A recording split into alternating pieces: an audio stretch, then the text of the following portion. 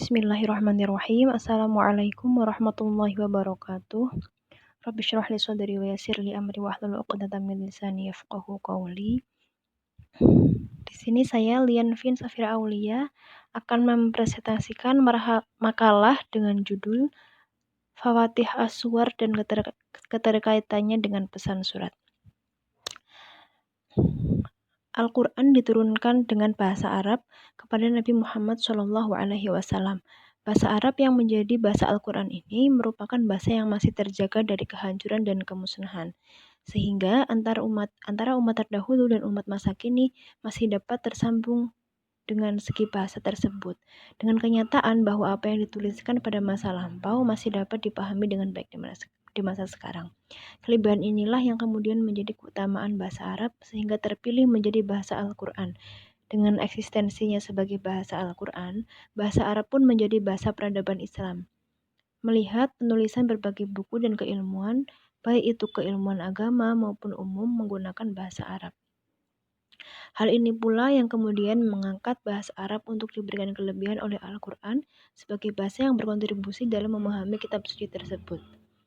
Bahasa Arab memiliki kekayaan yang luar biasa dari berbagai segi, baik dari segi kaidah, sastra, dan terutama makna. Maka dari itu, Al-Quran pun memiliki kekayaan yang amat luas jika ditinjau dari segi bahasanya. Pemahaman bahasa Arab yang mendalam memiliki pengaruh besar untuk dapat memahami isi dan maksud Al-Quran dengan baik. Karena di setiap segi dari kekayaan bahasa Arab mengandung makna yang sangat berpengaruh untuk memahami pesan-pesan dalam Al-Quran. Dalam hal ini, pemakalah menyorot gaya bahasa Al-Quran dalam Fawatih As-Suwar atau pembuka surat. Allah Subhanahu wa Ta'ala memulai setiap surat dengan tata bahasa yang berbeda-beda. Dalam Khazanah Tafsir, hal ini memiliki sisi balaghiyah atau retorik dalam menyampaikan pesan Al-Quran. Dengan demikian, penting adanya bagi pegiat ilmu Al-Quran dan tafsir untuk mengetahui dan memahami salah satu segi bahasa ini, yaitu jenis-jenis Fawatih As-Suwar dalam Al-Quran. Dengan demikian, maka akan membantu kita untuk memahami pesan yang dibawa bersama ayat-ayat yang datang setelahnya. Hal ini menambah satu faktor yang dapat menghantarkan untuk memahami pesan Al-Quran dengan lebih baik. Di sini saya akan menjelaskan tentang dua hal, yaitu apa saja jenis-jenis Fawatih As-Suwar dalam Al-Quran, dan yang kedua, apa keterkaitan dari masing-masing jenis Fawatih As-Suwar dalam Al-Quran dengan pesan surat. Baik, yang pertama saya akan menjelaskan tentang jenis-jenis Fawatih As-Suwar dalam Al-Quran. Tercatat ada 10 jenis Fawatih As-Suwar dalam Al-Quran. Yang pertama yaitu pembuka dengan lafal pujian atau sana. Pembuka dengan lafal pujian ini dibagi lagi menjadi dua, yaitu al-isbat fi sifatil madah dan yang kedua at-tanzih min sifatil naqis. Al-isbat fi sifatil madah artinya penekanan dalam sifat-sifat terpuji. Dalam hal ini, surat diawali dengan kata alhamdu. Surat yang diawali dengan kata alhamdu ini terdapat dalam 5 surat, yaitu surat Al-Fatihah, Al-An'am, Al-Kahfi, Saba, dan Fatir. Kemudian untuk jenis yang at-tanzih min sifatin naqis atau penyucian dari sifat-sifat kurang terbagi lagi menjadi dua bagian, yaitu bagian yang diawali dengan tabaraka dan yang kedua dengan tasbih. Bagian yang diawali dengan tabaraka terdapat pada surat Al-Furqan dan Al-Mulk, sedangkan yang menggunakan tasbih terdapat pada beberapa surat yang dibagi lagi menjadi sigoh-sigoh tertentu. Yang pertama sigoh masdar dengan lafal subhana terdapat pada surat Al-Isra. Kedua, sigoh fi'il madhi atau kata kerja lampau yaitu sabbaha terdapat dalam surat Al-Hadid, Al-Hasyr, dan As-Saff. Yang ketiga, sigoh fi'il mudhari atau kata kerja masa kini dan yang akan datang terdapat dalam surat Al-Jumu'ah dan At-Taghabun. Kemudian selanjutnya sigoh fi'il amr atau kata perintah yaitu sabbih terdapat dalam surat Al-A'la. Kemudian yang kedua, Pembuka dengan huruf tahaji. Huruf tahaji atau huruf muqatta' adalah rangkaian dari beberapa huruf yang tidak membentuk suatu kata bermakna. Surat yang diawali dengan huruf-huruf semacam ini terdapat 29 surat. Huruf-huruf tersebut dapat kita rangkum menjadi huruf-huruf berikut ini: alif lam mim, alif lam mim shad, alif lam ra, alif lam mim ra, kaf ha ya ain shad, toha, to sim mim, to sin, yasin, ha mim, qaf, dan nun. Semuanya terdapat dibagi dalam 29 surat. Kemudian yang ketiga, pembuka dengan panggilan atau huruf nida. Panggilan ini dibagi menjadi dua. Yang pertama, panggilan untuk Rasulullah SAW yang terdapat dalam 5 surat, yaitu surat Al-Ahzab, At-Tolaq, At-Tahrim, Al-Muzammil, dan Al-Muddathir. Sedangkan panggilan yang kedua yaitu umum kepada manusia dan kepada orang-orang mukmin yang terdapat dalam 5 surat juga, yaitu surat An-Nisa, Al-Maidah, Al-Hajj, Al-Hujurat, dan Al-Mumtahanah. Selanjutnya, nomor 4, pembuka dengan jumal khobariyah atau kalimat berita. Terdapat pada 23 surat yang dimulai dengan jumlah khobariyah, yaitu surat Al-Anfal, At-Taubah, An-Nahl, Al-Anbiya, Al-Mu'minun, An-Nur, Az-Zumar, Muhammad, Al-Fatah, Al-Qamar, Ar-Rahman, Al-Haqqah, Al-Ma'arij, Abasa, Al-Qadir, Al-Bayyinah, Al-Qari'ah, At-Takatsur, dan Al-Kautsar. Kemudian yang kelima, pembuka dengan qasam. Qasam yaitu sumpah. Terdapat 15 jenis sumpah yang mengawali surat berawalan qasam ini, yaitu saya rangkum semuanya, yaitu dalam surat As-Saffat, Al-Buruj, dan At-Tariq, An-Najm, Al-Fajr, Asy-Syams, Al-Lail, Ad-Duha, Al-Asr, Adz-Dzariyat, Al-Mursalat, At-Tur, At-Tin, An-Nazi'at, dan Al-Adiyat. Kemudian yang keenam, pembuka dengan adat syarat. Dalam hal ini terdapat 7 surat, yaitu surat Al-Waqi'ah, Al-Munafiqun, At-Takwir, Al-Infitar, Al-Insyiqaq, Al-Zalzalah, dan An-Nasr. Yang ketujuh yaitu pembuka dengan fi'il amri atau kata perintah. Terdapat dalam 6 surat, yaitu Al-Jin, Al-Alaq, Al-Kafirun, Al-Ikhlas, Al-Falaq, dan An-Nas. 8 pembuka dengan istifham atau kata tanya. Terdapat 6 surat yang diawali istifham, yaitu surat Al-Insan, An-Naba, Al-Ghasyiyah, Al-Insyirah, Al-Fil, dan Al-Ma'un. Kemudian yang ke-9 pembuka dengan doa, yaitu surat Al-Humazah, Al-Mutaffifin, dan Al-Lahab. Doa ini adalah doa untuk melaknat para manusia yang durhaka kepada Allah dengan perbuatan mereka yang buruk. Kemudian yang ke-10 adalah pembuka dengan ta'lil atau penjelasan. Surat yang diawali dengan ta'lil adalah surat Quraisy. Kemudian selanjutnya saya akan menjelaskan tentang keterkaitan Fawati Aswar dengan pesan surat. Akan luas sekali jika kita bahas satu persatu antara surat, karena setiap surat sesungguhnya memiliki pesan yang berbeda-beda. Akan tetapi dapat kita kelompokkan menjadi kelompokkan sesuai dengan jenis-jenis Fawati Aswar yang sudah saya paparkan tadi. Yang pertama, surat yang dengan pembuka lafaz pujian atau sana. Kita ambil contoh dalam surat Al-Fatihah yang dimulai dengan kata Alhamdu. Apa pesan yang terdapat dari surat yang dimulai dengan Alhamdu ini, yaitu kandungan surat tersebut adalah tentang tauhid, mengesahkan Allah, kemudian menjelaskan juga tentang keagungan Allah. Dijelaskan pula tentang kepada siapa manusia seharusnya menyembah dan memohon. Allah Subhanahu wa Ta'ala adalah Sang Pencipta dan dapat menciptakan apapun di dunia ini serta memberi semua kenikmatan kepada kita. Maka dari itu, dengan segala keagungan ini, hendaknya kita sebagai manusia mengerti untuk selalu memujinya dengan lafaz-lafaz pujian. Untuk itu, surat yang dimulai dengan lafal Alhamdu adalah sedang mengarahkan kepada kita untuk senantiasa bersyukur kepada Allah. Kemudian, jika surat yang dimulai dengan penyucian Allah terhadap sifat-sifat kurang, seperti contoh surat Al-Mulk yang dimulai dengan lafal Tabarakalladzi biyadihil mulku, itu memiliki kandungan tentang keagungan Allah dengan segala keberkahan darinya. kemudian penjelasan bahwa tidak ada sekutu baginya, dan dalam surat juga dijelaskan bahwa Allah Subhanahu wa taala menciptakan kematian dan kehidupan untuk menguji sekalian manusia dan menciptakan langit dan bumi dengan penciptaan yang sangat seimbang. Allah juga memperingatkan kepada orang kafir tentang siksa yang sangat pedih di akhirat serta menjelaskan janjinya kepada orang mukmin. Jadi barang siapa yang menyekutukan Allah, maka akan mendapatkan siksa yang pedih, dan barang siapa yang senantiasa menyucikan Allah dari segala sifat kurang, maka akan diberi janji untuk Allah membalasnya dengan balasan yang baik di akhirat.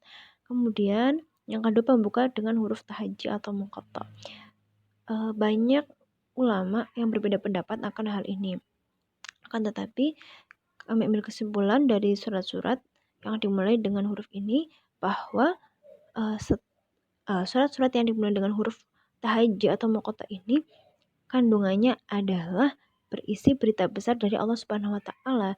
Jadi huruf muqatta atau huruf tahajji adalah sebagai peringatan untuk kita supaya memberikan perhatian yang besar terhadap surat tersebut, karena Allah akan menyampaikan berita besar dalam surat tersebut. Kemudian yang ketiga, pembuka dengan panggilan. Panggilan ada dua. Yang pertama, panggilan untuk Nabi. Dalam surat ini dalam surat yang diawali dengan ya ayyuhan nabi, Allah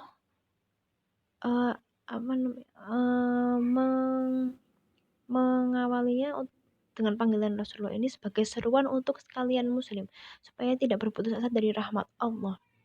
Karena di sini banyak Allah ceritakan tentang ujian-ujian yang ditimpakan kepada Nabi, dan beliau-beliau semuanya bersabar sehingga Allah memberikan gambaran kepada semua orang untuk tidak berputus asa dari rahmatnya. Kemudian surat yang diawali dengan panggilan untuk orang secara umum itu ya ayyuhan nas, Allah menyeru kepada manusia untuk beribadah kepada Allah, yaitu Tuhan yang menciptakannya, tidak ada yang lain.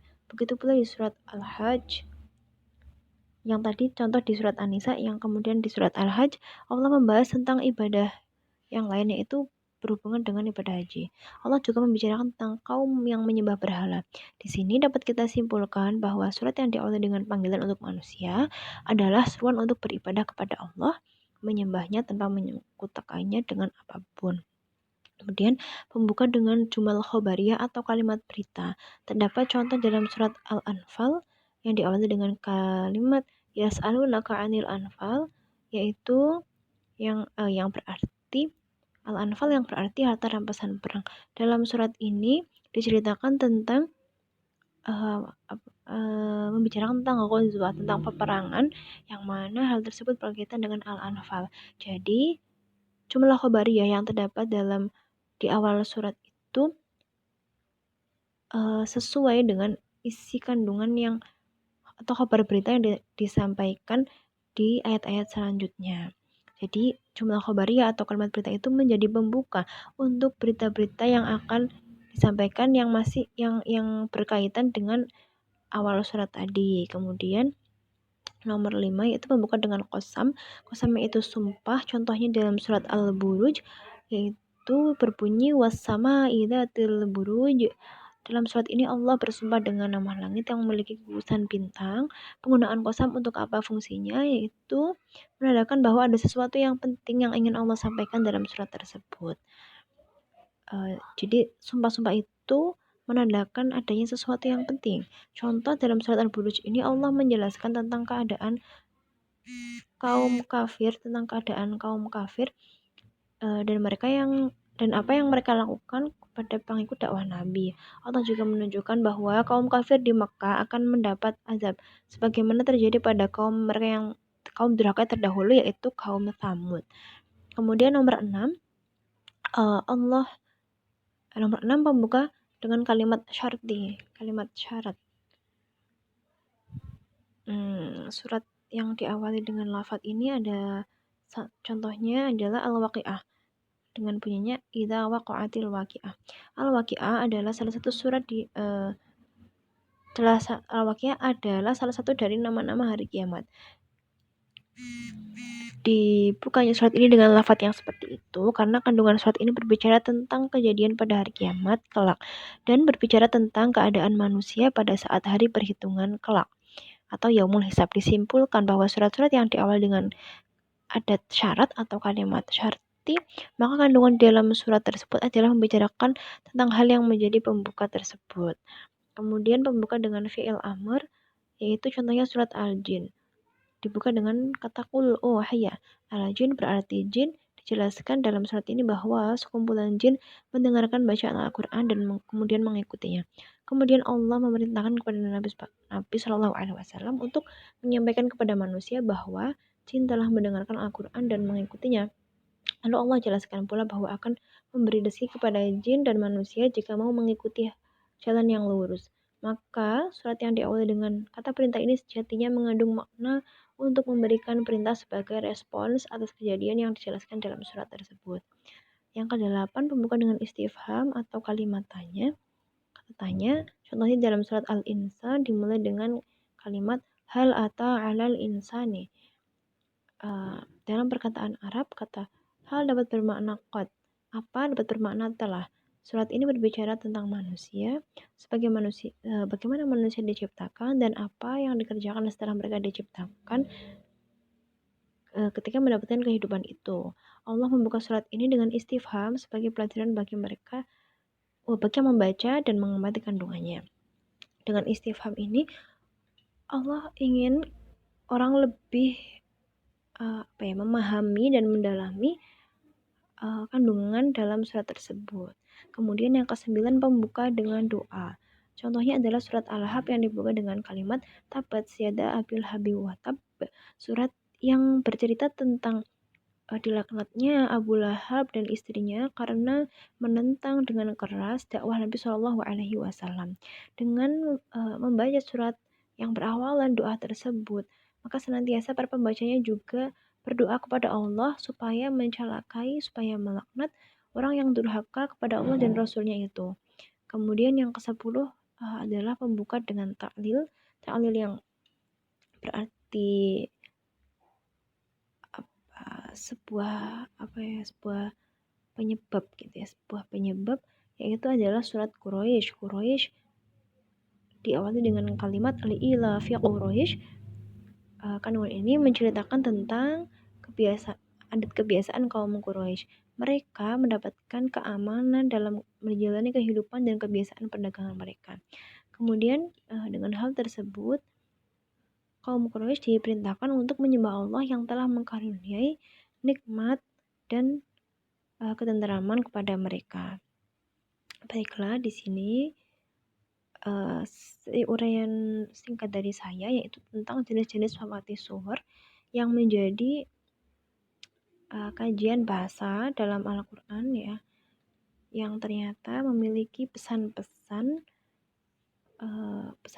yang dibawa dalam surat tersebut, sehingga ayat-ayat selanjutnya tentunya masih ada kaitannya dengan fawatis suwar, dengan pembuka dari surat tersebut yang akan mengantarkan kita kepada pemahaman surat, kepada pesan Al-Quran yang lebih dalam, yang lebih baik.